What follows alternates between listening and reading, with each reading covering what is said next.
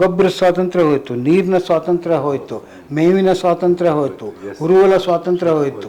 ಬೆಳೆಯಿಂದ ನೀವು ಮಾರಾಟ ಮಾಡೋಕ್ಕಾಗದೇ ಇದ್ದರೆ ಸೂರ್ಯನ ಶಕ್ತಿಯನ್ನು ಮಾರಾಟ ಮಾಡಿ. ನೀವು ಕಂಪ್ಯೂಟರ್ ಇಲ್ಲದ ಕಾಲದಲ್ಲಿ ಚಂದ್ರ ಹತ್ರ ಹೋಗಿ ವಾಪಸ್ ಬಂದ್ರಲ್ಲ ಸೇಫ್. ಅಮೆರಿಕದವ್ರು ಹೇಳ್ತಾ ಇದ್ದಾರೆ, ನೀವು ಭಾರತೀಯರು, ನೀವು 140 ಕೋಟಿ ಜನ, ನೀವು ಚಿಕ್ಕ ಚಿಕ್ಕ ಏನಾದ್ರು ಅಧ್ವಾನ ಮಾಡೋ ಅಷ್ಟು ದೊಡ್ಡ ಪ್ರಮಾಣದಲ್ಲಿ ಆಗ್ತಾ ಇದೆ, ನಾವು ಬರೀ 25 ಕೋಟಿ ಜನ 30 ಕೋಟಿ ಜನ, ನಾವು ಯಾಕೆ ನೀವು ಮಾಡಿ ಅಂತ ಹೇಳ್ತಾ ಇದ್ದಾರೆ. ನಮ್ಮ ಜೊತೆ ಇವತ್ತು ನಾಗೇಶ್ ಹೆಗ್ಡೆ ಅವರಿದ್ದಾರೆ. ಅವರು ನಾಡಿನ ಒಬ್ಬ ಪ್ರಖ್ಯಾತ ಪತ್ರಕರ್ತರು, ಪರಿಸರದ ದೊಡ್ಡ ಹೋರಾಟಗಾರರು, ವಿಜ್ಞಾನ ಬರಹಗಾರರು. ಅವರು ಹಾಸನಕ್ಕೆ ಮತ್ತು ವಿಶೇಷವಾಗಿ ನಮ್ಮ ವಿಶ್ವಪಥ ಚಾನಲ್ಗೆ ಇವತ್ತು ಒಬ್ಬ ವಿಶೇಷ ಅತಿಥಿಯಾಗಿ ಆಗಮಿಸಿದ್ದಾರೆ. ಅವರಿಗೆ ನಮ್ಮ ಬಳಗದ ಪರವಾಗಿ ಮತ್ತು ನಮ್ಮೆಲ್ಲ ವೀಕ್ಷಕರ ಪರವಾಗಿ ಹೃತ್ಪೂರ್ವಕವಾಗಿ ಸ್ವಾಗತಿಸ್ತಾನೆ. ನಮಸ್ಕಾರ. ಇವತ್ತು ಬಹಳ ದೊಡ್ಡ ಸವಾಲುಗಳನ್ನು ನಾವು ಎದುರಿಸ್ತಾ ಇದ್ದೇವೆ. ವಿಶೇಷವಾಗಿ ಈ ಜಾಗತಿಕ ತಾಪಮಾನದ ನಂತರ ಆಗ್ತಾ ಇರುವಂಥ ಬೆಳವಣಿಗೆಗಳೇನಿದ್ದಾವೆ, ತುಂಬ ಭಯಾನಕವಾದಂಥ ಒಂದು ಸನ್ನಿವೇಶ ಸೃಷ್ಟಿಯಾಗ್ತಾ ಇದೆ. ನಮ್ಮನ್ನೆಲ್ಲ ಕಾಡ್ತಾ ಇರೋದೇನು ಅಂತಂದರೆ, ಯಾಕೆ ಇವತ್ತು ನಮ್ಮ ಸರ್ಕಾರಗಳಾಗಲಿ ಅಥವಾ ಒಂದು ಬೌದ್ಧಿಕ ವಲಯದಲ್ಲಾಗಲಿ ಸಾಹಿತ್ಯಿಕ ವಲಯದಲ್ಲಾಗಲಿ ಇದ್ರ ಬಗ್ಗೆ ಒಂದು ದೊಡ್ಡ ಚರ್ಚೆನ ಮಾಡಲಿಕ್ಕೆ ಸಾಧ್ಯ ಆಗ್ತಾ ಇಲ್ಲ ಅನ್ನುವಂಥ ಒಂದು ದೊಡ್ಡ ಪ್ರಶ್ನೆ ಇದೆ. ಅದಕ್ಕೆ ಏನು ಹೇಳ್ತೀರಿ ಸರ್? ಒಂದು ಇದು ಕಾರಣ ವಿಶ್ವಮಟ್ಟದ ಬೆಳವಣಿಗೆ ಕಾರಣ. ಇವತ್ತು ತಾಪಮಾನ ಯಾಕೆ ಏರ್ತಾ ಇದೆ ಅಂದರೆ, ಅಮೆರಿಕದವರು ಅತ್ಯಂತ ಲಕ್ಸುರಿ ಲೈಫನ್ನು ಕಳೆದ 100 ವರ್ಷಗಳಿಂದ ಮಾಡ್ತಾ ಇದ್ದಾರೆ. ಅವ್ರ ತಪ್ಪು, ಯುರೋಪ್ನವ್ರ ತಪ್ಪು, ರಷ್ಯಾದವ್ರ ತಪ್ಪು, ಜಪಾನ್ದವ್ರ ತಪ್ಪು, ಅವರು ಮಾಡೋ ತಪ್ಪುಗಳಿಂದಾಗಿ ನಾವು ಸಫರ್ ಆಗ್ತಾ ಇದ್ದೀವಿ. ಹಾಗಾಗಿ ನಮ್ಮ ಸರ್ಕಾರಗಳ ಧೋರಣೆ ಏನಂದ್ರೆ, ಅವರೇ ಸರಿ ಮಾಡಲಿ, ಅವರೇ ಏನಾದ್ರು ರಿಪೇರಿ ಮಾಡಲಿ ಅಂತೇಳಿ. ಅವ್ರ ದೃಷ್ಟಿಯಲ್ಲಿ ಅಮೆರಿಕದವ್ರು ಹೇಳ್ತಾ ಇದ್ದಾರೆ, ನೀವು ಭಾರತೀಯರು, ನೀವು 140 ಕೋಟಿ ಜನ, ನೀವು ಚಿಕ್ಕ ಚಿಕ್ಕ ಏನಾದ್ರು ಅಧ್ವಾನ ಮಾಡೋ ಅಷ್ಟು ದೊಡ್ಡ ಪ್ರಮಾಣದಲ್ಲಿ ಆಗ್ತಾ ಇದೆ, ನಾವು ಬರೀ 25 ಕೋಟಿ ಜನ 30 ಕೋಟಿ ಜನ, ನಾವು ಯಾಕೆ ನೀವು ಮಾಡಿ ಅಂತ ಹೇಳ್ತಾ ಇದ್ದಾರೆ. ನಾವು ಡೆವಲಪಿಂಗ್, ನಮಗೆಲ್ಲ ಮಾಡೆಲ್ ಅಮೇರಿಕ, ರಷ್ಯಾ, ಯುರೋಪ್ ಆಗಿದ್ದಾರೆ. ನನಗೂ 2 ಕಾರ್ ಬೇಕು, ನನಗೂ ಏರ್ ಕಂಡೀಷನರ್ ಬೇಕು, ನಾನು ವಾರಕ್ಕೆ ಒಂದು ಸಾರಿ ಪಿಕ್ನಿಕ್ಕಿಗೆ ಹೋಗಬೇಕು, ನನಗೂ ಏರ್ ಫ್ಲೈಟ್ ಬೇಕು. ನಮ್ಮ ಸಮಾಜ ಹಾಗೆ ಇರಲಿಲ್ಲ, ತುಂಬ ರಿಸ್ಟ್ರೈಂಟ್. ಗಾಂಧೀಜಿಯವರ ಬುದ್ಧನ ಕಾಲದಿಂದ ಬಂದ ಸಮಾಜ ಅಲ್ವಾ. ನಾವು ಜಾಸ್ತಿ ಈಗಲೂ ಕೂಡ ಅಂಥ ಯುರೋಪ್ಗೆ ಹೋಲಿಸಿದರೆ, ಜಪಾನ್ಗೆ ಹೋಲಿಸಿದ್ರೆ ಅಷ್ಟು ದೊಡ್ಡ ಪ್ರಮಾಣದಲ್ಲಿ ನಾವು ತ್ಯಾಜ್ಯ ಸೃಷ್ಟಿ ಮಾಡ್ತಾ ಇಲ್ಲ, ಎನರ್ಜಿ ಕನ್ಸ್ಯೂಮ್ ಮಾಡ್ತಾ ಇಲ್ಲ. ಪರ್ ಹೆಡ್ ಎನರ್ಜಿ ಕನ್ಸಂಪ್ಷನು ನಮ್ಮದು ತಲಾವಾರು ಅತ್ಯಂತ ಕಮ್ಮಿ ಇದೆ. ಹಾಗಾಗಿ ನಮಗೆ ಇನ್ನೂ ಅವಕಾಶ ಬೇಕ್ರಿ. ಇನ್ನಷ್ಟು ನಾನು ಫಾಸಿಲ್ ಫ್ಯೂಯಲ್ ಅಂದರೆ ಡೀಸೆಲ್ಲು, ಪೆಟ್ರೋಲು, ಕಲ್ಲಿದ್ದಲು ನಾವು ಇನ್ನಷ್ಟು ನಾವು ಬಳಸಬೇಕು. ನಿಮ್ಮ ಸಮಾನಕ್ಕೆ ಬರೋವರೆಗೆ ನಮಗೆ ಫ್ರೀಡಮ್ ಕೊಡಿ ಅಂತೇಳಿ ನಮ್ಮ ಸರ್ಕಾರಗಳು ಹೇಳ್ತಾ ಇದ್ದಾವೆ. ಇವನ್ ಜನಸಾಮಾನ್ಯಗಳು ಬಂದ್ಬಿಡ್ತಾರೆ, ನೀವೆಲ್ಲ ಅನುಕೂಲಸ್ಥರು, ನೀವೆಲ್ಲ ಕಾರ್ ಉಪಯೋಗಿಸಾಯ್ತು, ದೊಡ್ಡ ದೊಡ್ಡ ಸೌಲಭ್ಯ ಇದು ಮಾಡ್ಕೊಳ್ಳಾಯ್ತು, ನಾನು ಕೂಡ ಒಂಚೂರು ಮನೆ ಕಟ್ಕೊಳ್ತೀನಿ, ನಾನು ಒಂದು ಕಾರ್ ತಗೊಳ್ತೀನಿ. ಹೌದು, ಇದು ಸಹಜ. ಈ ರೇಸ್ ಅಂತಾರೆ ಇದಕ್ಕೆ, ಒಂಥರ ಅದು ಸ್ಪರ್ಧೆ, ಒಂದು ಸ್ಪರ್ಧೆ, ಓಟ. ನಿಮ್ಮ ಮಟ್ಟಕ್ಕೆ ನಾನು ಏರ್ತಾ ಇರ್ತೀನಿ, ಏರ್ಬೇಕು ನಾನು ಅಂತ. ಅದು ನಮ್ಗೆ ಇನ್ನೂ ಉತ್ತಮ ಉದಾಹರಣೆಗಳಿದ್ದಾವೆ, ಅದನ್ನೇ ಸರ್ಕಾರಗಳು ಹೇಳ್ತಾ ಇಲ್ಲ. ಗಾಂಧೀಜಿಯವರು ಇದನ್ನ ಬಹಳ ಸ್ಪಷ್ಟವಾಗಿ ತಿಳ್ಕೊಂಡೇ ಅವರು ಅವರ ಸ್ವರಾಜ್ಯದಲ್ಲಿ ಮಾತಾಡಿದ್ದೆ ಇದನ್ನ, ಈ ಆಧುನಿಕ ನಾಗರಿಕತೆಯ ಅಪಾಯದ ಬಗ್ಗೆ ಅವ್ರು ಎಷ್ಟು ಚೆನ್ನಾಗಿ ಹೇಳಿದ್ರು ಅಂದ್ರೆ, ಈ ಬ್ರಿಟನ್ ತರ ನಾವು ಎಲ್ಲರೂ ಅಷ್ಟೇ ಲಕ್ಸುರಿ ಲೈಫ್ ಮಾಡ್ಕೋತಾ ಇದ್ರೆ ಇಡೀ ಭೂಮಿನೇ ಸಾಕಾಗಲ್ಲ ನಮ್ಗೆ ಅಂತ ಹೇಳಿದ್ರು. ಅದು ಈಗೆಲ್ಲ ಹೇಳಿದ್ದು, ಅದು 80-90 ವರ್ಷಗಳ ಹಿಂದೆ. ಇಲ್ಲ, ಅದು ಬಹುಶಃ ಇದೆ 1908-9 ಸಂದರ್ಭದಲ್ಲಿ. ಆ ಟೈಮ್ ಹಿಂದ್ ಸ್ವರಾಜ್ಯದಲ್ಲಿ ಅದನ್ನೆಲ್ಲ ಯಂತ್ರಗಳು ಬಂದ್ರೆ ಏನೇನಾಗುತ್ತವೆ ನಮಗೆ, ಆ ಹಂತದಲ್ಲಿ ಹೇಳಿದ್ದು. ಆಮೇಲೆ 3-4 ಅಂತ ಎಲ್ಲರ ಆಸೆಗಳನ್ನು ಪೂರೈಸುವಷ್ಟು ತಾಕತ್ತು ಭೂಮಿಗಿದೆ, ಎಲ್ಲರ ದುರಾಸೆಗಳನ್ನೆಲ್ಲ ಅಂತ. ಈ ದುರಾಸೆ ಅಂದ್ರೇನು, ಅವನು ನನಗಿಂತ ಜಾಸ್ತಿ ಕಂಫರ್ಟಬಲ್ ಆಗಿದ್ದಾನೆ, ನಾನು ಅವನ ಮಟ್ಟಕ್ಕೆ ಇರಬೇಕು, ಅದು ದುರಾಸೆ. ಭೂಮಿಗೆ ಕಂಟಕ ಬಂದಿರೋದೆ ಅದು. ನಾವು ಇವತ್ತೇನಾದರೂ ಗಾಂಧಿ ಹೇಳಿದ ಮಾತಲ್ಲೇ ನಾವೇನಾದರೂ ನಮ್ಮ ಕೈಗಾರಿಕೀಕರಣ, ನಮ್ಮ ಅಭಿವೃದ್ಧಿ ಕಡೆ ಗಮನ ಕೊಟ್ಟಿದ್ರೆ ಇವತ್ತು ನಾವು ನಿಜವಾದ ವರ್ಲ್ಡ್ ಲೀಡರ್ ಆಗ್ಬೋದಿತ್ತು ಅಂತ ನಾನು. Too late. ಈಗಲ್ಲ. ನಾವು ಸ್ವಾತಂತ್ರ್ಯದ ಆರಂಭದಲ್ಲಿ ಸ್ವಾತಂತ್ರ್ಯದ ಆರಂಭದಲ್ಲೇ ಆ ಪಥವನ್ನು ನಾವು ಹಿಡಿದಿದ್ರೆ, ನೀವು ವಿಶ್ವಪಥ ಅಂತ ಹೇಳ್ತಿರಲ್ಲ, ಆ ಪಥವನ್ನು ಹಿಡಿದಿದ್ರೆ we could have been the most ideal, ಅತ್ಯಂತ ಆದರ್ಶ ಸಮಾಜ ಕಟ್ಟಲಿಕ್ಕೆ ಸಾಧ್ಯ ಇತ್ತು. ಒಂದು ಆಗಿನ ಕಾಲದಲ್ಲಿ ನೆಹರು ಅವರು ರಷ್ಯಾ, ಅವರು ಬ್ರಿಟನ್, ಯುರೋಪಿನ ಮಾದರಿಯಲ್ಲಿ ನಾವು ಕಟ್ಟೋಣ ಅಂಥೇಳಿ ದೊಡ್ಡ ದೊಡ್ಡ ಅಣೆಕಟ್ಟುಗಳನ್ನ ಕಟ್ಟಿದ್ರು, ಫ್ಯಾಕ್ಟ್ರಿಗಳನ್ನ ಆರಂಭ ಮಾಡಿದ್ರು, ರಸಗೊಬ್ಬರ ಫ್ಯಾಕ್ಟ್ರಿಗಳನ್ನ ಆರಂಭ ಮಾಡಿದ್ರು. ಅಲ್ಲಿ ಆ ಹಂತದಲ್ಲಿ ಅವ್ರು ಸಂಯಮ ತೋರಿಸಿದ್ದಿದ್ರೆ ಬದಲಾಗ್ತಿತ್ತು. ಅಥವಾ ಇನ್ನೊಂದು ಹಂತ ಇತ್ತು, 1990 ಹೊತ್ತಿನಲ್ಲಿ ಜಾಗತೀಕರಣ ಬಂದಾಗ, ಗ್ಲೋಬಲೈಸೇಷನ್ ಬಂದಾಗ, ಆಗಲೂ ಕೂಡ ನಮ್ಗೆ ಅವಕಾಶ ಇತ್ತು. ನೋಡಿ, ಬದಲಿ ಜೀವನ ವಿಧಾನ ಅನುಸರಿಸಕ್ಕೆ ಸಾಧ್ಯ ಇದೆ ಅಂಥೇಳಿ ಆಗಲೇ ನಾವು ಸಜೆಷನ್ ಕೊಟ್ಟಿದ್ವಿ. 15 ವಿಧಾನದಿಂದ ನಾವು ಶಕ್ತಿ ಉತ್ಪಾದನೆ ಮಾಡಲಿಕ್ಕೆ ಸಾಧ್ಯ ಇದೆ. ಬೇಕಾಗಿಲ್ಲ, ನಮ್ಮ ಕಲ್ಲಿದ್ದಲು ಬೇಕಾಗಿಲ್ಲ, ಪೆಟ್ರೋಲ್ ಬೇಕಾಗಿಲ್ಲ, ಡೀಸೆಲ್ ಬೇಕಾಗಿಲ್ಲ, ಸೋಲಾರ್ ಇದೆ, ವಿಂಡ್ ಎನರ್ಜಿ ಇದೆ, ನಮ್ಮ ಗೋಬರ್ ಗ್ಯಾಸ್ ಇದೆ, ಅವೆಲ್ಲವನ್ನು ಮಾಡಿ ಸೋಲಾರ್ ಆಗಲೇ ನಾವು ಮಾಡಿದ್ದಿದ್ರೆ we could have become the world leader. ಈಗ ನಾವು ಏನು ಮಾಡಿದ್ದೀವಿ, ಜರ್ಮನಿಯಿಂದ ಇಂಪೋರ್ಟ್ ಮಾಡ್ಕೋತಾ ಇದ್ದೀವಿ, ಚೈನಾದಿಂದ ಇಂಪೋರ್ಟ್ ಮಾಡ್ಕೋತಾ ಇದ್ದೀವಿ. ಆಗಲೇ ನಮಗೆ ಯಾವಾಗಲೂ ಅಷ್ಟೇ ನಮ್ಮ ಪ್ರಾರಂಭಿಕ ವೇಗ ಡಲ್ ಆಗಿದ್ದಾಗ ವಿ ಫೇಲ್ ಇನ್ ದಿ ಸ್ಪರ್ಧೆಗಳಲ್ಲಿ ನಾವು ತುಂಬ. ಈಗಿನ ಸಿಚುವೇಶನ್ ಈಗ ಏನು ಹೇಳ್ತಿದ್ದಾರೆ, ನಾನು ತಿಳ್ಕೊಂಡ ಪ್ರಕಾರ 2050 ಹೊತ್ತಿಗೆ 3ರಿಂದ 4, ಈಗ ಏನು 1.5 ಇದೆ, ಅದು 3ರಿಂದ 4% ಏರ್ಬೋದು ಅಂತ ಮಾತು ಹೇಳ್ತಾರೆ. ಏರುತ್ತೆ. ಅದಕ್ಕಿಂತ ದೊಡ್ಡ ಚಿಂತೆ, ಅದರಿಂದ ಸಂತ್ರಸ್ತರಾಗೋರು, ತೊಂದರೆಗಳಾಗುವವರ ಸಂಖ್ಯೆ ಈ ಜಗತ್ತಿನ ಜಾಸ್ತಿ ಸಂಖ್ಯೆ ನಮ್ಮಲ್ಲಿರ್ತದೆ. ಅದಕ್ಕೆ ಒಂದು ಉಪಮೆ ನಾನು ಕೊಡ್ತೀನಿ. ಸಾಮಾನ್ಯವಾಗಿ ಕೋವಿಡ್ ಟೈಮ್ನಲ್ಲಿ ನೀವು ಕೇಳಿರ್ಬೋದು, ನಮಗೆ ಕೋವಿಡ್ ಯಾರಿಗೆ ಜಾಸ್ತಿ ತಟ್ಟತ್ತೆ ಅಂದರೆ, ಯಾರಿಗೆ ಹೃದ್ರೋಗ ಇದೆಯೋ, ಯಾರಿಗೆ ಶ್ವಾಸದ ಸಮಸ್ಯೆ ಇದೆಯೋ, ಯಾರಿಗೆ ಕಿಡ್ನಿ ಸಮಸ್ಯೆ ಇದೆಯೋ ಅವ್ರು ಮೊದಲು ಹೋಗ್ತಾರೆ ಅಂತ ಹೇಳ್ತೀವಿ. ಕಾಯಿಲೆಗಳು ಮೊದಲೇ ಇದ್ದವು. ನಮ್ಮ ದೇಶದಲ್ಲೂ ಹಾಗೆ ಆಗಿದೆ. ನಾವು ಗ್ಲೋಬಲ್ ವಾರ್ಮಿಂಗ್ ಬರೋಕ್ಕಿಂತ ಮುಂಚೆ ನಮ್ಮ ಇಡೀ ಪರಿಸರವನ್ನು ಧ್ವಂಸ ಮಾಡಿಟ್ಕೊಂಡಿದ್ದೀವಿ, ಅರಣ್ಯ ನಾಶ ಮಾಡಿದ್ದೀವಿ, ನದಿಗಳನ್ನೆಲ್ಲ ಕೆಸರು ಕೂಪ ಮಾಡಿಟ್ಟಿದ್ದೀವಿ, ಬರಗಾಲವನ್ನು ಭೂಮಿಯ ಒಳಗೆ ಬರಗಾಲ ಸೃಷ್ಟಿ ಮಾಡಿದ್ದೀವಿ. ನಾವು ರೈತರ ಕೈಗೆ ವಿಷ ಕೊಟ್ಟು ಎಲ್ಲ ಪರಿಸರವನ್ನು ಧ್ವಂಸ ಮಾಡಿಕೊಂಡು ನಾವು ಜಗತ್ತಿನ ಅತ್ಯಂತ ಕಳಪೆ ಪರಿಸರ ಪ್ರಜ್ಞಾನ ಇರುವಂಥ ದೇಶ ಅಂತ ಬ್ರ್ಯಾಂಡ್ ಕಟ್ಕೊಂಡು, ಆ ಟೈಮ್ನಲ್ಲಿ ಈ ಗ್ಲೋಬಲ್ ವಾರ್ಮಿಂಗ್ ಬರುತ್ತಲ್ಲ, ಅದು ಆಲ್ಮೋಸ್ಟ್ ಲೈಕ್ ಯಾರಿಗೆ ಕಾಯಿಲೆ ಇತ್ತು ಮೊದಲೇ ಅವ್ರಿಗೆ ಕೊರೋನಾ ಬಂದು ಹೊಡೆದಂಗೆ ನಮ್ಮ ಪ್ರಜೆಗಳಿಗೆ, ಅನ್ಫಾರ್ಚುನೇಟ್ಲಿ ಅದು ಅಶಿಕ್ಷಿತರಿಗೆ ಮತ್ತು ಹಿಂದುಳಿದ ಜನಕ್ಕೆ, ಮಣ್ಣಿನ ಮಕ್ಕಳಿಗೆ ಅದು ತುಂಬ ದೊಡ್ಡ ತೊಂದರೆ ಕೊಡುತ್ತೆ. ಸಮುದ್ರ ಹತ್ತಿರದಲ್ಲಿರ್ತಾರೆ, ಯಾರು ಕೆಳ ಪ್ರದೇಶದಲ್ಲಿ ವಾಸ ಮಾಡ್ತಾರೆ, ಹೌದು, ಯಾರು ಹಿಮಾಲಯದಲ್ಲಿ ವಾಸ ಅಂಥವ್ರು ಹೆಚ್ಚೆಚ್ಚು ಯಾವುದು ಹಳ್ಳಿಯಲ್ಲಿ ಇರ್ತಾರೆ. ಹೆಂಗೆ ಏನಂದರೆ, ಕಾರ್ಬನ್ ಡೈಆಕ್ಸೈಡ್ ವಾತಾವರಣದಲ್ಲಿ ಹೆಚ್ಚಿಗೆ ಆದರೆ ಫಸಲು ಜಾಸ್ತಿ ಬರಬೇಕು, ಅರಣ್ಯ ತಾನಾಗೆ ಜಾಸ್ತಿ ಆಗುತ್ತೆ. ನಾವೀಗೇನಾಗುತ್ತೆ, ಅರಣ್ಯ ಬೆಳೆಸಿ ಅಂತ ಹೇಳ್ತಾ ಇದ್ದೀವಿ. ಅದು ಬೆಳೆಸಬೇಕು, ಯಾಕಂದ್ರೆ ನಾವು ಧ್ವಂಸ ಮಾಡಿದ್ದನ್ನು ಮೊದಲನೇ ಆ ಆರಂಭಿಕ ಹಂತಕ್ಕೆ ಮತ್ತೆ ತರಬೇಕು. ಆದರೆ ರೈತರಿಗೆ ಕಷ್ಟ ಬರೋದು ಅದರಿಂದಲ್ಲ. ಈಗ ನೋಡಿ, ನಾವು ದಕ್ಷಿಣ ಕರ್ನಾಟಕದಲ್ಲಿ ಅತಿಯಾದ ಮಳೆಯಿಂದಾಗಿ ಎಷ್ಟೆಲ್ಲ ಬೆಳೆಗಳು ವಿಫಲ ಆದವು.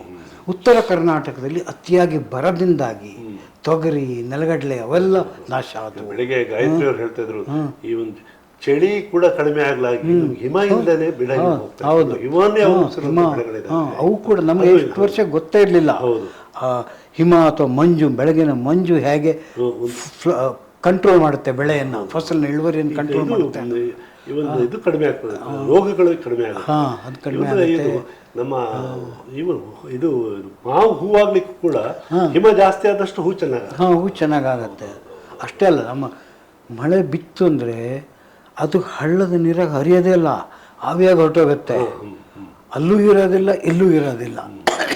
ಹಾಗಾಗಿ ಪಂಚಭೂತಗಳು ಅಂತ ನಾವೇನು ಹೇಳ್ತೀವಲ್ಲ, ಅವು ಎಲ್ಲವೂ ನಮಗೆ ವೈರಿಗಳಾಗಿ ಆಗುವ ಸಾಧ್ಯತೆಗಳಿದ್ದಾವೆ. ಇದೇ ಹೊತ್ತಿನಲ್ಲಿ ಈ ನಾವು ಇನ್ನೊಂದು ಭೂತವನ್ನು ಸೃಷ್ಟಿ ಮಾಡ್ಕೋತಾ ಇದ್ದೀವಿ, ಕೃತಕ ಯಾಂತ್ರಿಕ ಬುದ್ಧಿಮತ್ತೆ, ಯಾಂಬುವನ್ನು ಬುದ್ಧಿಮತ್ತೆಯನ್ನು ಮಾಡ್ತಾ ಇದ್ದೀವಿ. ಇವೆಲ್ಲವೂ ಕೂಡ ಕೋಟ್ಯಾಧೀಶರಿಗೆ, ಕಾರ್ಪೊರೇಟ್ ಕಂಪನಿಗಳಿಗೆ, ದೊಡ್ಡ ದೊಡ್ಡ ಗುತ್ತಿಗೆದಾರಿಗೆ ಹೆಲ್ಪ್ ಮಾಡ್ತವೆ ಹೊರತು ಬಡವರಿಗೆ ಅಥವಾ ಶ್ರಮಿಕರಿಗೆ, ದುಡಿಮೆಗಾರರಿಗೆ ಅವೆಲ್ಲ ಶಾಪನೇ ಆಗ್ತವೆ. ಶಾಪ ಆಗುತ್ತೆ. ಈಗ ನೋಡಿ, ನಾನು ಅಲ್ಲಿ ಶಾಂತಿಗ್ರಾಮದಿಂದ ಹಾಸನ ಬರೋವರೆಗೆ ನೋಡ್ತಾ ಇದ್ದೆ ಗದ್ದೆಗಳನ್ನೆಲ್ಲ. ಯಾರಿದ್ದಾರೆ ಪಾಪ, ಹಳೆಯ ಹಣ್ಣು ಮುದುಕರು ಮುದುಕಿಯರಿದ್ದಾರೆ, ಬಡಕಲು ಎತ್ತುಗಳನ್ನು ಎತ್ಕೊಂಡು ಹೇಗೋ ಉಳುಮೆ ಮಾಡಿದ್ದನ್ನು ಮಾಡ್ತಾ ಇದ್ದಾರೆ. ಅಲ್ಲಿ ಅವರಿಗೆ ಯಾವುದೇ ಸಾಧನ ಸೌಕರ್ಯಗಳು ಅವರಿಗೆ ಮುಟ್ಟಿಲ್ಲ, ಆರೋಗ್ಯ ಮುಟ್ಟಿಲ್ಲ, ನೀರಿಲ್ಲ. ಆದರೆ ನಮಗೆ ಆಹಾರ ಏನು ಕಮ್ಮಿ ಆಗಿಲ್ಲ. ಯಾಕಂದರೆ ಪಂಪಿಂಗ್ ಮಾಡಿ ಮಾಡಿ ಮಾಡಿ ನೀವು ಯೂರಿಯಾ ಇನ್ನಷ್ಟು ಹಾಕಿ, ನೀರಾವರಿ ನಾವು ಕೊಡ್ತಾ ಇದ್ದೀವಿ ಇನ್ನಷ್ಟು ಮಾಡಿ ಅಂಥೇಳಿ ಅಗತ್ಯಕ್ಕಿಂತ 30-20% ಜಾಸ್ತಿ ಪ್ರೊಡ್ಯೂಸ್ ಮಾಡ್ತಾ ಇದ್ದೀವಿ, ಅಲ್ಲಿ ವೇಸ್ಟ್ ಮಾಡ್ತಾ ಇದ್ದೀವಿ. ಅದನ್ನು ಸಂಗ್ರಹ ಮಾಡೋ ಗೋದಾಮು ಕೂಡ ಅವ್ಯವಸ್ಥಿತ ಆಗಿದೆ, ಕೊಳಿತಾ ಇದೆ. ಅಂಥ ಸಂದರ್ಭ ಸೃಷ್ಟಿ ಮಾಡಿ ಈಗ ಒಂದು ಬೆಳೆಯಲ್ಲಿ ಒಂದು ಬ್ಯಾಲೆನ್ಸ್ ಮಾಡಬೇಕಾದಿಲ್ಲ. ಈಗ ಮೊನ್ನೆ ಇವರು ಕೂಡ ಹೇಳಿದ್ರು, ಅಧಿಕ ಉತ್ಪಾದನೆ ಕೂಡ ಬಹಳ ದೊಡ್ಡ ಸಮಸ್ಯೆ ಆಗ್ತಾ ಇದೆ. ನಮ್ಗೆ 1 ಲಕ್ಷ ಟನ್ ಬೇಕು ಅಂತಂದ್ರೆ ಒಂದ್ಸಲ 5 ಲಕ್ಷ 10 ಲಕ್ಷ ಟನ್. ಟೊಮೆಟೊ ಎಷ್ಟು ಸರ್ ಅವಶ್ಯಕತೆಗೆ ನೀರು ಪ್ರೊಡ್ಯೂಸ್ ಮಾಡೋದು, ನೀರು ಹೋಯ್ತು, ಗೊಬ್ಬರ ಹೋಯ್ತು, ಶ್ರಮ ಹೋಯ್ತು, ಕರೆಂಟ್ ಹೋಯ್ತು, ಈ ಥರದ್ದೆಲ್ಲ. ಅಂದ್ರೆ ಅದಕ್ಕೆ ಬೆಳೆಗಳಲ್ಲೂ ಕೂಡ ಒಂದು ವೈಜ್ಞಾನಿಕವಾಗಿ ಒಂದು ಸಮತೋಲನ ಕಾಪಾಡಿಕೊಳ್ಳುವಂಥ ವ್ಯವಸ್ಥೆ ಕೂಡ ನಾವು ಯೋಚನೆ ಮಾಡಲಿಲ್ಲ. ನನಗೆ ಎಲ್ಲಿಂದ ಆರಂಭ ಮಾಡೋದು? ಈಗ ನಮ್ದೆಲ್ಲ ಒಂದು ರೀತಿ ಅರಣ್ಯ ರೋಧದಲ್ಲಿ ನಾವೆಲ್ಲ ತೀರಾ ಮೈಕ್ರೋಸ್ಕೋಪಿಕ್ ಮೈನಾರಿಟೀಸ್, ಏನು ಈ ಪರಿಸರದ ಬಗ್ಗೆ ಮಾತಾಡ್ತಾ ಇದ್ದೀವಿ. ಹೌದು, ಮಾತಾಡೋದು ಅದನ್ನೇ ನಾವು ಇವತ್ತು ಚರ್ಚೆ ಮಾಡ್ತಾ ಇದ್ವಿ. ಹೇಗೆ ಅವರಿಗೆ, ರೈತರಿಗೆ, ಮಕ್ಕಳಿಗೆ ಇದನ್ನು ಹೇಳೋದು ಹೇಗೆ, ಯಾವ ಸಾಧನದ ಮೂಲಕ ನಾವು ಹೇಳಬೇಕು. ಯಾಕಂದರೆ ರೈತರಿಗೆ ಪಾಪ ಗೊತ್ತಿಲ್ಲ, ಅವ್ರಿಗೆ ಗೊತ್ತಿಲ್ಲದೆ ಅದನ್ನು ಕಳ್ಸ್ಕೊತಾ ಇದ್ದಾರೆ. ತಮ್ಮ ನೀವು ಆಗಲೇ ಹೇಳ್ದಂಗೆ ಅವರು ಎಷ್ಟು ಬಗೆಯ ಸ್ವಾತಂತ್ರ್ಯವನ್ನು ಕಳ್ಕೊಂಡಿದ್ದಾರೆ ಅಂದರೆ, ಬೀಜ ಸ್ವಾತಂತ್ರ್ಯ ಕಳ್ಕೊಂಡಿದ್ದಾರೆ. ಅವ್ರ ಹತ್ರ ಈಗ ತಮ್ಮ ಬೇಕಾದ ಬೀಜ ಎಲ್ಲ ಮುಂಚಿನ ಕಾಲದಲ್ಲಿ ಗೊಬ್ಬರ ಸ್ವಾತಂತ್ರ್ಯ ಹೋಯ್ತು, ನೀರಿನ ಸ್ವಾತಂತ್ರ್ಯ ಹೋಯ್ತು, ಮೇವಿನ ಸ್ವಾತಂತ್ರ್ಯ ಹೋಯ್ತು, ಉರುವಲ ಸ್ವಾತಂತ್ರ್ಯ ಹೋಯ್ತು. ಅಷ್ಟು ಸ್ವಾತಂತ್ರ್ಯವನ್ನು ನೀವು ನಗರಕ್ಕೆ ಬಂದು ಕ್ಯೂ ನಿಂತ್ಕೊಂಡು ತಗೋಬಂತ ಪರಿಸ್ಥಿತಿ. ಎಷ್ಟು ಅದ್ಭುತವಾದ ಹೌದು, ಎಲ್ಲವೂ ಕೂಡ ಎಲ್ಲವೂ ಇತ್ತು. ಗ್ರಾಮೀಣ ಸಂಸ್ಕೃತಿ ಇರ್ತಿತ್ತು, ಜನಪದ ಕಾವ್ಯಗಳು, ನೃತ್ಯಗಳು, ಡೋಲು ವಾದ್ಯಗಳೆಲ್ಲ ಇದ್ವು. ಈಗ ಯಾವ ರೈತನಿಗೂ ಪುರ್ಸತ್ತ ಇಲ್ಲ ರೀ, ಯಾವ ರೈತನಿಗೂ ಮನರಂಜನೆಯನ್ನು ಅನುಭವಿಸಕ್ಕೆ ಪುರ್ಸತ್ತಿಲ್ಲ. ಅಂತ ರೀತಿ ಮಾಡಿದ್ದೀವಿ ನಾವು. ಈಗ ಕೂಡ ನಾನು ಯೋಚನೆ, ಗ್ಲೋಬಲೈಸೇಷನ್ ಇದನ್ನು ನಾವು ಫೈಟ್ ಮಾಡೋಕ್ಕಾಗಲ್ಲ, ಅದರಿಂದ ಬಿಡುಗಡೆ ಪಡ್ಕೊಳ್ಳೋಕೆ ಏನೋ ಯೋಚನೆ ಮಾಡಬೇಕು. ಬಿಡುಗಡೆ ಅಲ್ಲಿ 2 ಇದ್ದಾವೆ. ಒಂದು ದೊಡ್ಡ ಎನಿಮಿ ಬರ್ತಾ ಇದೆ ಅಂದರೆ, ಒಂದು ನೀವು ಅದನ್ನು ಹೊಡೆದು ಅವನ ಪ್ರಾಬಲ್ಯವನ್ನು ತಗ್ಗಿಸಕ್ಕೆ ಪ್ರಯತ್ನ ಮಾಡಬೇಕು, ಅಥವಾ ನೀವು ಬಚಾವ್. ಈಗ ನಮ್ಮ ರೈತರಿಗೆ ಅದರ ಪ್ರಾಬಲ್ಯವನ್ನು ತಗ್ಗಿಸುವ ಸಾಮರ್ಥ್ಯ ಇಲ್ಲ. ಅದು ಸಾಮರ್ಥ್ಯ ಇಲ್ಲ. ಬಚಾವ್ ಆಗೋದು ಹೇಗೆ? ನಾನು ಬಿಡುಗಡೆ ಆ ಶಾಪ ನಮಗೆ ಆದಷ್ಟು ಕಮ್ಮಿ ತುಟ್ಟಾಗಿ ಮಾಡೋದು ಹೇಗೆ? ಅದಕ್ಕೆ ಸಾಕಷ್ಟು ಉಪಾಯಗಳೆಲ್ಲ ಇದ್ದಾವೆ. ಮತ್ತದೇ ಗಾಂಧಿಯನ್ ಸಿಸ್ಟಮಿಗೆ ನಾವು ಅಲ್ಲಿಗೆ ಹೋಗುವಂಥ ಪರಿಸ್ಥಿತಿ ಉಳ್ಕೊಂಡಿಲ್ಲ. ಮುಚ್ಚಿಗೆ ಮಾಡಿ ನೀವು ಜಮೀನಲ್ಲಿ ತೇವಾಂಶ ಆರದೆ ಹೋದಂಗೆ ನೋಡ್ಕೊಳ್ಳಿ, ಸಾಧ್ಯವಾದಷ್ಟು ನೀರಿನ ಸಂಗ್ರಹಣೆ ಮಾಡಿಕೊಳ್ಳಿ. ಆಮೇಲೆ ಸಾಧ್ಯವಾದರೆ ನಿಮಗೆ ಬೆಳೆಯಿಂದ ನೀವು ಮಾರಾಟ ಮಾಡೋಕ್ಕಾಗದೇ ಇದ್ದರೆ ಸೂರ್ಯನ ಶಕ್ತಿಯನ್ನು ಮಾರಾಟ ಮಾಡಿ. ನೀವು ಅದಕ್ಕೆಲ್ಲ ಟೆಕ್ನಾಲಜಿ ಬಂದಿದೆ. ಬಿಸಿಲನ್ನೇ ಮಾರಾಟ ಮಾಡ್ಬೋದು, ನಾವು ಸಿಟಿಗಳಿಗೆ ಮಾರಾಟ ಮಾಡ್ಬೋದು. ಗಾಳಿ ಯಂತ್ರಗಳನ್ನ ತಮಿಳುನಾಡು ಸಾಲಾಗಿ ರೈತರು ಹಾಕ್ಕೊಂಡಿದ್ದಾರೆ. ಗಾಳಿ ಯಂತ್ರಗಳಿಂದ ವಿದ್ಯುತ್ತನ್ನು ಮಾರಾಟ ಮಾಡ್ತಾ ಇದ್ದಾರೆ ಅವರು. ಮೀಥೇನು, ಗೋಬರ್ ಗ್ಯಾಸ್ ಇದಲ್ಲ, ಅದನ್ನು ಗ್ಯಾಸ್ನಿಂದ ನೀವು ಹೈಡ್ರೋಜನ್ ಪರಿವರ್ತನೆ ಮಾಡ್ಬೋದು, ಅತ್ಯುತ್ಕೃಷ್ಟ ಇಂಧನವನ್ನಾಗಿ. ಸ್ವಲ್ಪ ವಿವರಿಸಿ ಹೇಳಿ ಸರ್. ಈಗ ಹೈಡ್ರೋಜನ್ನು ಜಗತ್ತಿನ ಅತ್ಯಂತ ಶ್ರೇಷ್ಠ ಇಂಧನ. ಅದನ್ನು ನೀವು ಉರಿಸಿದ್ರೆ ಏನು ಮೋಟರ್ಗೆ ನೀವು ಹಾಕೊಂಡು ಹೋದ್ರೆ, ಕಾರಿಗೆ ಎಕ್ಸಾಸ್ಟ್ ಅಲ್ಲಿ ಏನು ಬರುತ್ತೆ ಅಂದ್ರೆ ನೀರು ಬರುತ್ತೆ, ಶುದ್ಧವಾದ ಕುಡಿಯಬಹುದಂತ ನೀರು ಅಷ್ಟೇ, ಮತ್ತಿನ್ನೇನು ಬರಲ್ಲ. ಅದು H2O+O ಆಕ್ಸಿಜನ್ ಅಲ್ಲಿಗೆ ಬರುತ್ತಲ್ಲ ನಿಮಗೆ. ಅಲ್ಲಿ ಅಂದ್ರೆ H2+ ಆಕ್ಸಿಜನ್ ಸೊ ಅವೆರಡು ಸೇರಿ ಕಂಬೈಂಡ್ ಆಗಿ H2O ನೀರು ಬರುತ್ತೆ ಅಷ್ಟೇ. ಸೂರ್ಯನ ಇಂಧನ ಅಂದ್ರೆ ಅದೇನೆ ಹೈಡ್ರೋಜನ್. ನಮ್ಮಲ್ಲಿ ಈಗ ಏನು ಮಾಡ್ತಾ ಇದ್ದಾರೆ ಅಂದರೆ, ಶುದ್ಧವಾದ ಹೈಡ್ರೋಜನ್ನ ಇನ್ನು 15-20 ವರ್ಷಗಳಲ್ಲಿ ನಮ್ಮ ಎಲ್ಲ ಯಂತ್ರ ಚಾಲನೆಗಳಿಗೆ, ಕಾರ್ಖಾನೆಗಳಿಗೆ, ಸಂಚಾರಕ್ಕೆ ಎಲ್ಲ ಇನ್ನು ಹೈಡ್ರೋಜನ್ ಅನಿಲ ಬರಬೇಕು. ಗಡ್ಕರಿ ಅವರು ಏನು ಮಾಡ್ತಾ ಇದ್ದಾರೆ ಅಂದರೆ, ದೊಡ್ಡ ಕಾರ್ಪೊರೇಟ್ ಅವ್ರಿಗೆ ಕೊಟ್ಬಿಡೋಣ ನಾವು. ಅವರು ರಾಜಸ್ಥಾನದಲ್ಲಿ ಸೂರ್ಯನನ್ನೆಲ್ಲ ಹಿಡ್ಕೊಂಡು ಆ ಸೂರ್ಯನ ಶಕ್ತಿಯಿಂದ ವಿದ್ಯುತ್ತನ್ನು ತಗೊಂಡು ಆ ವಿದ್ಯುತ್ತನ್ನು ನೀರೊಳಗೆ ಹಾಕಿ ನೀರನ್ನು ವಿಭಜನೆ ಮಾಡಿ ಹೈಡ್ರೋಜನ್ ಗ್ಯಾಸ್ ತಗೊಂಡು ಅದನ್ನು ತುಂಬಿಕೊಂಡು ನಾವು ಗಾಡಿಗಳು ಈ ಪೆಟ್ರೋಲ್ ಬಂಕ್ ಇರೋಲ್ಲೆಲ್ಲ ಜಲಜನಕದ ಬಂಕ್ಗಳಾಗ್ತವೆ. ಅವ್ರಿಗೇನಾಗತ್ತೆ, ಅವರು ಶತಕೋಟ್ಯಧೀಶಿದ್ದರು ಶಾಸ್ತ್ರಕೋಟ್ಯಧೀಶರಾಗ್ತಾರೆ.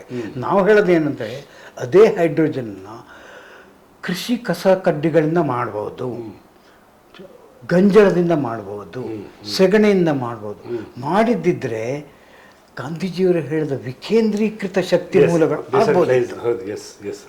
ನಮ್ಮ ರೈತರು ಮತ್ತೇನು ಮಾರಾಟ ಮಾಡಕ್ ಆಗದಿದ್ರೆ ಶಕ್ತಿಯನ್ನು ಹೈಡ್ರೋಜನ್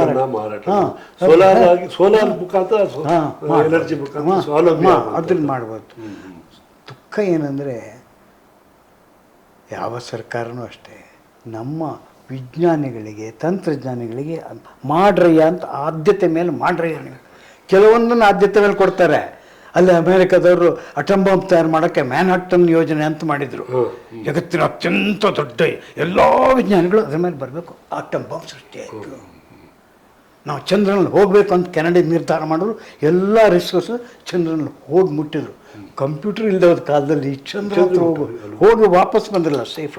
ಅಂದರೆ ಒಂದು ಇಡೀ ರಾಷ್ಟ್ರ ನನ್ನ ಧ್ಯೇಯ ಇದಾಗಬೇಕು ಅಂತ ಇಟ್ಕೊಂಡಿದ್ರೆ ಎಲ್ಲ ತಜ್ಞರನ್ನು ನಾನು ಸಾಕ್ಷರತಾ ಆಂದೋಲನ 90ರ ದಶಕದಲ್ಲಿ ಆ ರೀತಿಯಲ್ಲಿ ಒಂದು ಪರಿಸರಕ್ಕೆ ಸಂಬಂಧಪಟ್ಟಂತೆ ಒಂದು ಆಂದೋಲನ ನಾವು ರಾಜ್ಯ ಸರ್ಕಾರ ಕೇಂದ್ರದ ಇರ್ಲಿ ಒಂದು ತೂರ್ದು ಮಾತು ರಾಜ್ಯ ಸರ್ಕಾರ ಸಾಕ್ಷರತಾ ಆಂದೋಲನ ಮಾಡಿ 5 ವರ್ಷಗಳ ಕಾಲ ಈಗ ಏನೇನು ಹೇಳ್ತಾ ಇದ್ವಿ ಅದು ಹೈಡ್ರೋಜನ್ ವಿಚಾರ ಇರ್ಬೋದು, ಮೀಥೇನ್ ವಿಚಾರ ಇರ್ಬೋದು, ಸೋಲಾರ್ ಎನರ್ಜಿ ವಿಚಾರ ಇರ್ಬೋದು, ಅಥವಾ ಪ್ರತಿ ಗ್ರಾಮ ಕೂಡ ಬೆಲ್ಲದಲ್ಲಿ ಸ್ವಾವಲಂಬಿ ಆಗ್ಬೋದು, ಎಣ್ಣೆನಲ್ಲಿ ಸ್ವಾವಲಂಬಿ ಆಗ್ಬೋದು. ಈ ತರ ಡಿಪೆಂಡೆನ್ಸ್ ಅನ್ನ ಕಡಿಮೆ, ಅವಲಂಬನೆಯನ್ನ ಕಡಿಮೆ ಮಾಡ್ಕೊಳ್ಳೋಕೆ ಅರಣ್ಯೀಕರಣ ಇರ್ಬೋದು, ನೀಲಗಿರಿ ತೆಗೆದು ಸ್ಥಳೀಯ ಇದು ಪ್ರಭೇದಗಳನ್ನ ಬೆಳೆಸುವಂಥದ್ದು. ಈ ತರಕ್ಕೆ ಒಂದು ಕಾನ್ಸಂಟ್ರೇಟ್ ಮಾಡಿ ಒಂದು ನಿಮ್ಮ ಏನಾದರೂ ಇಲ್ಲ ರೀ, ಸ್ವಾತಂತ್ರ್ಯ ಇಲ್ಲ. ರಾಜಕಾರಣಿಗಳು ಸೋಕಾಲ್ಡ್ ದಾರ್ಶನಿಕರಿಗೂ ಸ್ವಾತಂತ್ರ್ಯ ಇಲ್ಲ. ಎಲ್ಲ ಬಂದು ಕಾರ್ಪೊರೇಟ್ ಶಕ್ತಿಗಳು ಅವ್ರು ಹೇಳ್ದಂಗೆ ಇವರು ಡಾನ್ಸ್ ಮಾಡಬೇಕಾಗತ್ತೆ. ಇಲ್ಲ ಈಗ ಅದಕ್ಕೆ ನಾನು ಹೇಳ್ತೇನೆ, ಮುಂಚೆ ಎಲ್ಲ ಬಟ್ಟೆ ಮಾಡೋಕ್ಕೆ ರೈತರ ಮೇಲೆ ಡಿಪೆಂಡ್ ಆಗಿತ್ತು. ದೊಡ್ಡ ಕಾರ್ಖಾನೆಗಳು ಬಂದು ನೀವು ಬಟ್ಟೆಗೆ ಯಾಕೆ ಹತ್ತಿದ್ದು ಯಾಕೆ ಬೇಕು, ನಾವು ನೈಲಾನ್ ಮಾಡ್ತೀವಿ, ನಾವು ಯುಕಲಿಪ್ಟಸ್ ಬೆಳೆಸ್ತೀವಿ, ರೈತರು ನೀವೇ ಯುಕಲಿಪ್ಟಸ್ ಬೆಳೆದು ಕೊಟ್ಬಿಡಿ. ನೀಲಗಿರಿ ಬೆಳೆದಾಗ ನೀವು ಅದಕ್ಕೆ ನೀರು ಹಾಕಬೇಕಾಗಿಲ್ಲ, ನೀವು ಗೊಬ್ಬರ ಹಾಕಬೇಕಾಗಿಲ್ಲ, ಬೇಲಿ ಕಟ್ಟಬೇಕಾಗಿಲ್ಲ, ಏನೂ ಇಲ್ಲ, ಅದನ್ನ ಮಾಡಿ ನಾವು ಕೊಟ್ಬಿಡಿ ಅಂತೇಳಿ ನೈಲಾನ್ಗಳನ್ನ ಇಡೀ ಜಗತ್ತು. ಅಂದರೆ ಏನು, ರೈತರ ಕೈಯಿಂದ ಹತ್ತಿಯನ್ನು ಕಿತ್ಕೊಂಡು ಆರ್ಟಿಫಿಷಿಯಲ್. ಈಗ ಮುಂದೇನಾಗತ್ತೆ ಅಂದರೆ ರೈತರ ಕೈಯಿಂದ ಅಕ್ಕಿಯನ್ನು ಕಿತ್ಕೋತಾರೆ, ಗೋಧಿಯನ್ನು ಕಿತ್ಕೋತಾರೆ. ಈಗಾಗಲೇ ಬರ್ತಾ ಇದ್ದಾವೆ ಆರ್ಟಿಫಿಷಿಯಲ್ ಫುಡ್ ಜನರೇಷನ್ ಮಾಡೋದು ಹೇಗೆ ಅಂತೇಳಿ. ಅಲ್ಲಿ ನೀವು ಗೋಧಿಯಿಂದನೇ ನೀವು ರೊಟ್ಟಿ ಮಾಡಬೇಕು ಅಂತಿಲ್ಲ, ಗೋಧಿಯ ಕಡ್ಡಿಯಿಂದ ಹುಲ್ಲಿನಿಂದ ಕೂಡ ನೀವು ಫುಡ್ ತಯಾರು ಮಾಡ್ಬೋದು. ಅಲ್ಲಿಗೆ ಏನಾಗುತ್ತೆ ಅಂದರೆ ಈ ರೈತರೆಲ್ಲ ಕೂಲಿಗಳಾಗಿ ಶ್ರಮಿಕರಾಗಿ ಸಿಟಿಗಳಿಗೆ ಬಂದು ಅಲ್ಲಿ ಬಹುರಾಷ್ಟ್ರೀಯ ಕಂಪನಿಗಳ ಅಲ್ಲಿ ಅವರದ ಆ ಕಂಪ್ನಿಗಳ ಹೋಗೋಕ್ಕೂ ನಮ್ಗೆ ಇಷ್ಟು ಯೋಗ್ಯತೆ ಬೇಕು, ಆ ಕ್ವಾಲಿಫಿಕೇಶನ್ ನಿಮ್ಮಲ್ಲಿ ಇಲ್ಲ ಅಂತಾರೆ. ಅವರಲ್ಲಿ ಕಸ ಗುಡಿಸ್ಬೇಕಾಗತ್ತೆ, ಅಲ್ಲಿ ಎನರ್ಜಿ ಕಂಪ್ನಿಗಳಿಗೆ ಕೆಲಸ ಮಾಡಬೇಕಾಗತ್ತೆ, ಗಾರೆಯವರು ಹಾಕಬೇಕಾಗತ್ತೆ, ಬ್ರಿಕ್ಲೇಯರ್ಸ್ ಆಗಬೇಕಾಗತ್ತೆ. ಈಗಾಗಲೇ ರೈತರನ್ನೆಲ್ಲ ಹಂಗೆ ಹೊರಡಿಸ್ತಾ ಇದ್ದಾರೆ. ಆಗೇನಾಗುತ್ತೆ, ಅಲ್ಲಿ ಖಾಲಿ ಆಗುತ್ತೆ, ಹೊಲಗಳು ಖಾಲಿ ಆಗ್ತವೆ, ಇಲ್ಲಿ ಕಾರ್ಪೊರೇಟ್ ಕಂಪ್ನಿಗಳು ಅಲ್ಲಿ ಹೋಗ್ತವೆ. ಆ ರೀತಿ ಒಂದು ಮಹಾ ವಿಪ್ಲವ ಆಗೋ ಸಂದರ್ಭದಲ್ಲಿ ಸರ್ಕಾರ ಬಹಳ ಗಟ್ಟಿಯಾದ ನಿರ್ಧಾರ ತಗೋಬೇಕಾಗಿತ್ತು. ಇದು ನಮ್ಮ ಮುಂದಿನ ಮಾರ್ಗ ಅಲ್ಲ ಅಂತ ಹೇಳಿ ಬರ್ತಾ ಇಲ್ಲ ರಾಜಕಾರಣದಲ್ಲಿ. ನಾನು ಹೇಳಿದ್ನಲ್ಲ, ಒಂದು ಬಾಂಬ್ ಉದಾಹರಣೆ ಕೊಟ್ಟೆ, ಇನ್ನೊಂದು ಅಪೋಲೋ ಮಿಷನ್ ಉದಾಹರಣೆ ಕೊಟ್ಟೆ. ಅಂಥದ್ದು ನಮ್ಮಲ್ಲಿ ಇನ್ನು 5 ವರ್ಷದಲ್ಲಿ ನಮ್ಮ ಎಲ್ಲ ಕೆರೆಯ ಕಳೆ ತೆಗಿತೀವಿ, ಇನ್ನು 5 ವರ್ಷದಲ್ಲಿ ನಮ್ಮ ಎಲ್ಲ ಪ್ಲಾಸ್ಟಿಕ್ ರೀಸೈಕಲ್ ಆಗಿ ಮಾಡ್ತೀವಿ. ಬಹಳ ಸರಳವಾದ ಉಪಾಯ ಇದಾವ್ರಿ ಇದಕ್ಕೆ.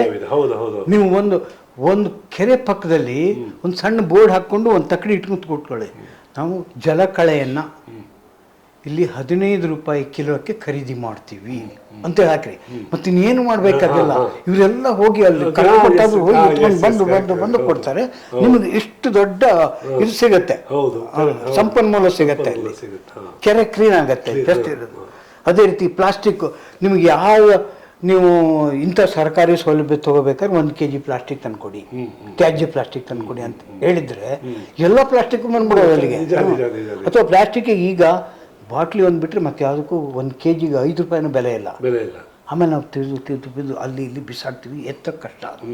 ಯುರೋಪಿಯನ್ ಕಂಟ್ರೀಸಲ್ಲಿ ಎಲ್ಲೂ ಬಿಸಾಕೋಕ್ಕಾಗೋದಿಲ್ಲ, ಎಲ್ಲವೂ ಸಂಗ್ರಹ ಆಗ್ತವೆ ಆಟೋಮೆಟಿಕಲಿ.